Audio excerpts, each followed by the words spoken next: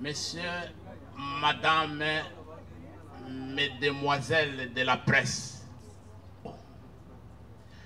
depuis 2 semaines, un élément sonore dont vous avez eu le privilège de suivre ici a circulé dans les réseaux sociaux, partout.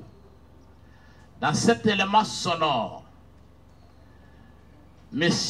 Mbosso, président de l'Assemblée nationale, annonce une triste nouvelle à la nation. Il s'agit de l'arrivée de 250 jeeps. Les 250 seront suivis au plus tard, le 12 juillet, d'un deuxième lot de 250 pour faire 500 jeeps, dont de M. Chilombo aux députés nationaux pour exprimer sa bonté. En principe, il devait se limiter à servir les députés de l'Union sacrée pour les récompenser des efforts qu'ils ont fournis, de l'assistance qu'ils lui ont apportée en matérialisant sa vision. Mais pour démontrer sa grandeur d'esprit, sa bonté, il a décidé d'élargir ses dons à tous les députés nationaux. Messieurs, Madame de la presse, en tant que parti de valeurs, en tant que parti qui prône des valeurs de citoyenneté et fondé sur les principes de bonne gouvernance, ce scandale ne pouvait pas nous laisser indifférents. Et nous avons trouvé qu'il était temps pour nous de clarifier la situation et de donner notre position en se démarquant officiellement. Nous nous démarquons officiellement de ce scandale financier, de cette corruption à ciel ouvert.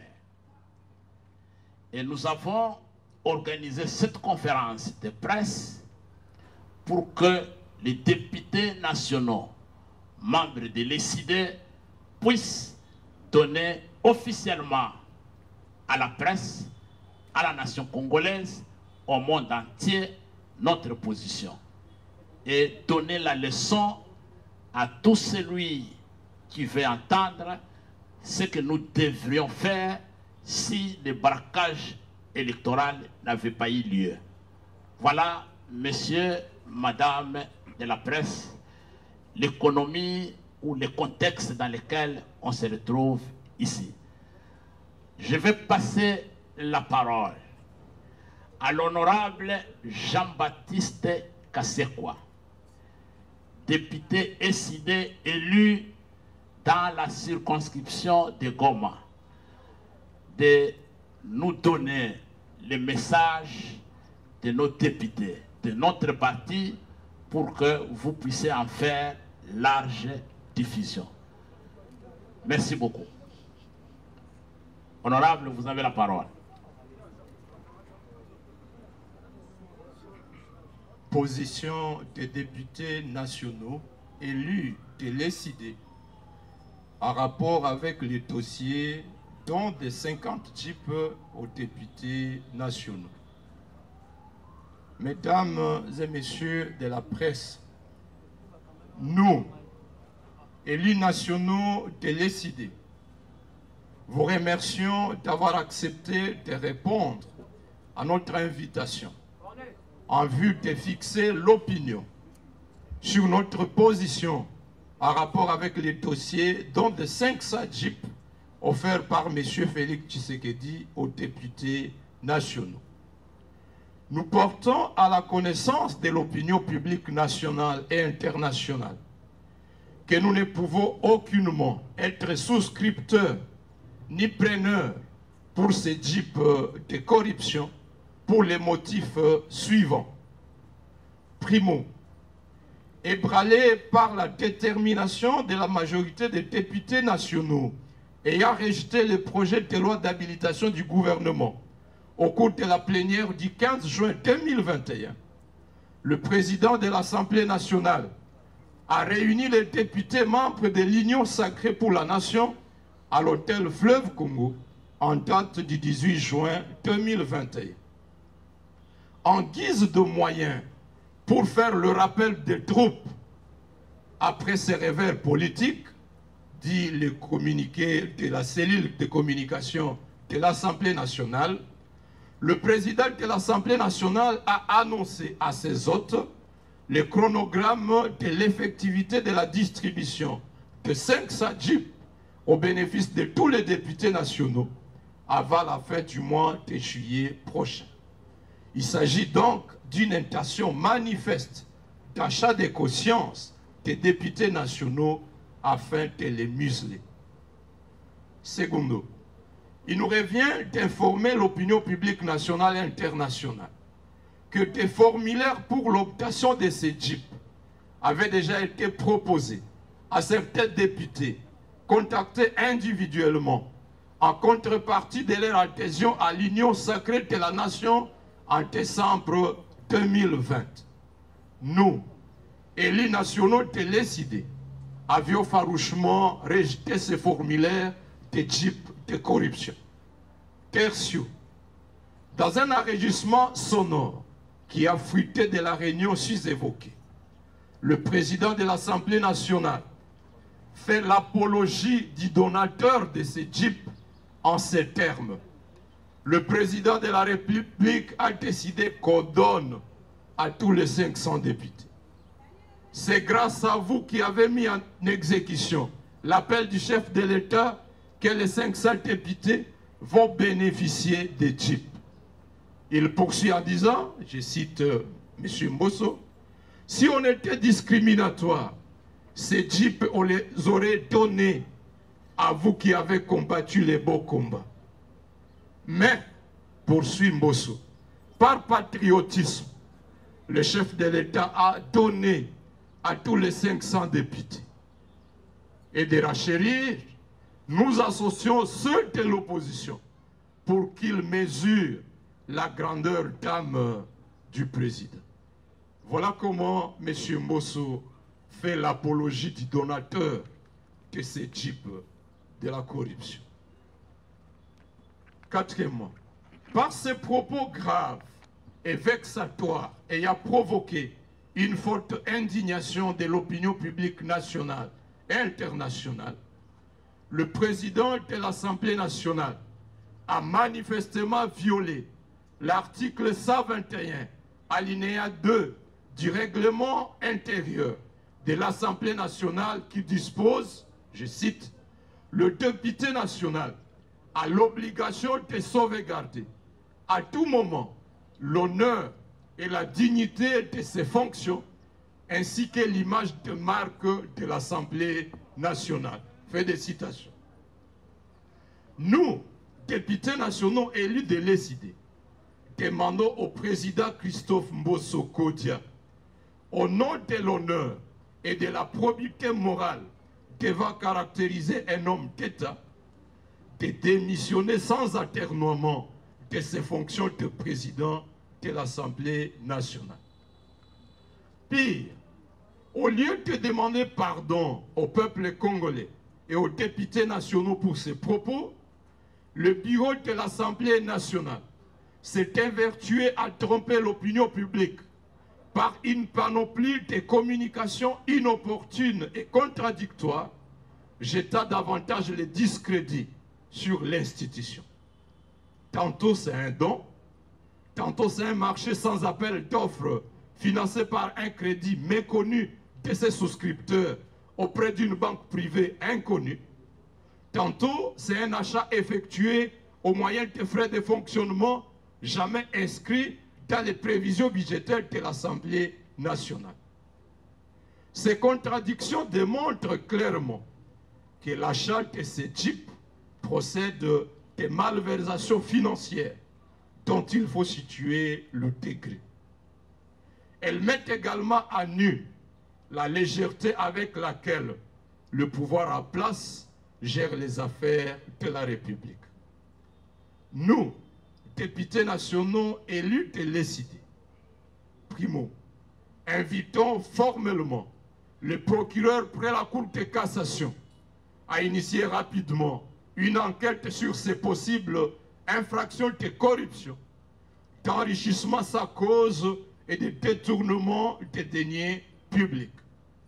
Secondo, invitons aussi les directeurs de la Banque centrale du Congo d'expliquer à l'opinion publique nationale sous quelle ligne budgétaire les sommes destinées à l'achat de ces 500 jeeps auraient été retirées du trésor public.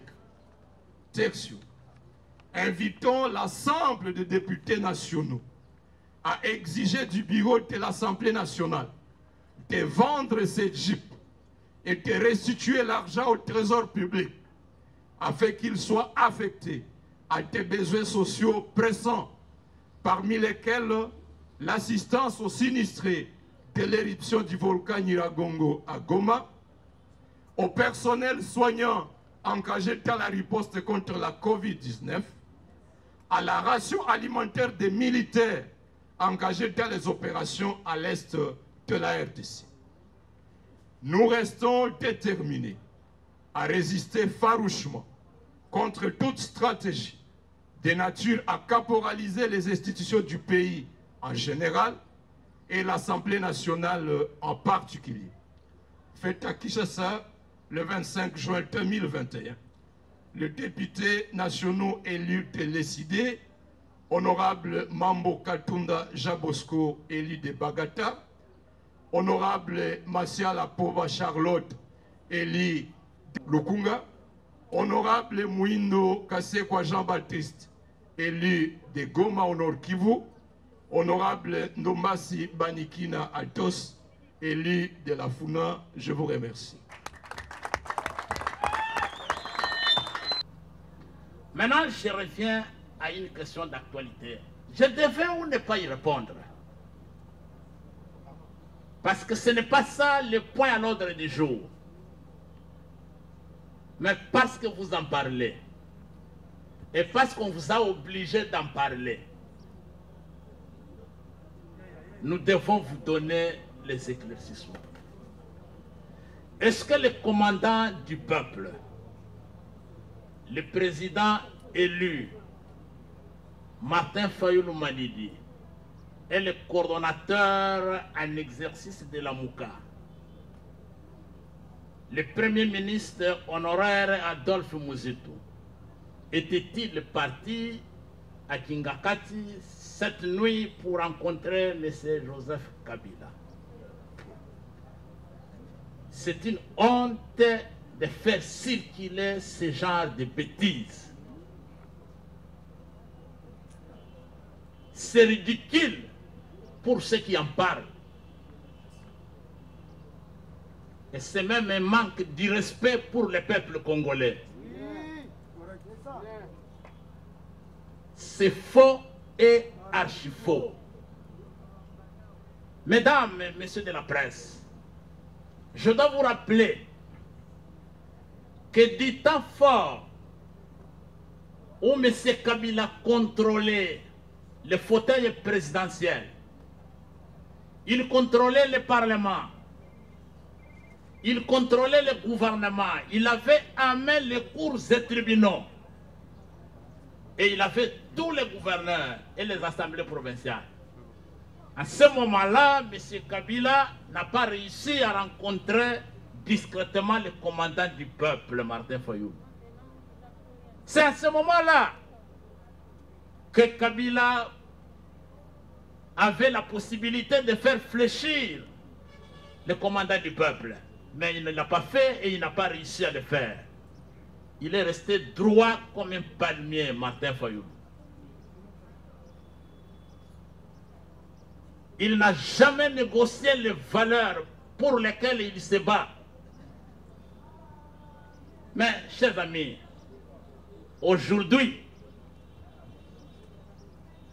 après la prestation ratée des serments de M. Antoine Félix Tshilombo, je dis bien cérémonie de prestation ratée, parce que c'est la première fois dans l'histoire du monde qu'un président en pleine prestation de serment tombe.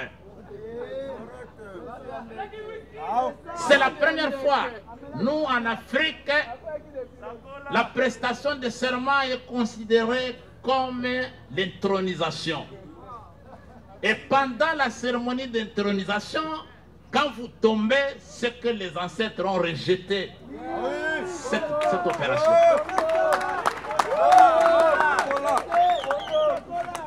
Alors, chers amis, aujourd'hui, M. Kabila et M. Tshilombo sont en pleine opération de troc. Ils sont en pleine opération de troc, députés kabilistes contre une somme d'argent ou une jeep. Pendant ce marché-là, où Kabila est en train de vendre une partie de ses députés à Kabila, moyennant argent et jeep, qu'est-ce que Martin Fayulu va chercher pour acheter là-bas? Il va chercher à le voir pour avoir quoi? Avoir acheté aussi une partie de ses députés? Non, chers amis, soyez rassurés que si longue soit la nuit, le soleil finira par se lever. Et la vérité est que 2023 arrive à grands pas. Et bientôt, nous allons nous retrouver sur le champ de bataille électoral.